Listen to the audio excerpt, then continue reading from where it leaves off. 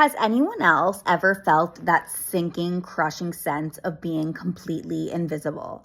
Starting off in your friend group, but then it gets to be like everywhere. Like you're physically present, but emotionally erased.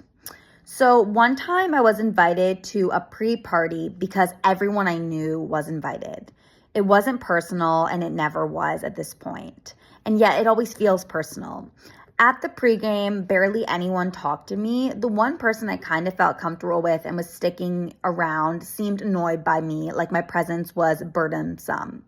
Everyone else had plans to go to the party in a cab with someone. Everyone had a person or a few. I didn't. I was left standing there literally alone with no cab to get there, not just physically, but emotionally iced out. I could feel myself being shut out by these people. I wasn't even a part of the background. I was just gone. I've made mistakes for sure. Maybe I've done bad things to one or two people at the whole party, but not everyone. And yet somehow it spreads like a quiet virus. One person decides you're too much and suddenly everyone agrees. That's groupthink. That's how invisibility works. Not with big, loud actions, but in the silence. It's who people choose not to look at, not to talk to, not to wait for. And then the narrative shifts. She's annoying, but annoying becomes a license, a way to justify treating someone like they don't exist. People think if no one's openly being cruel, then they're off the hook.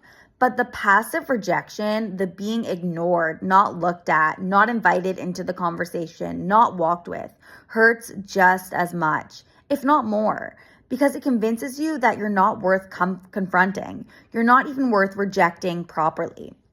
With BPD, this hits harder than most people could ever understand. That kind of subtle social exclusion isn't just awkward, it's excruciating. It confirmed every fear I internalized, that I'm unlovable, that I'm annoying, that I'm too much, that I'm not enough. I overanalyzed every shift in tone, every glance, every whisper I wasn't a part of. I tried to find the moment where I went wrong. Sometimes I thought I feel it in my bones before it even happens. Like my body knew I was being shut out before my brain could process it. What I take away from experiences like this is I will never make anyone feel that way. I will never contribute to quiet groupthink where we all silently decide someone doesn't belong and pretend it's not cruel. Because I know how deeply that kind of invisibility wounds.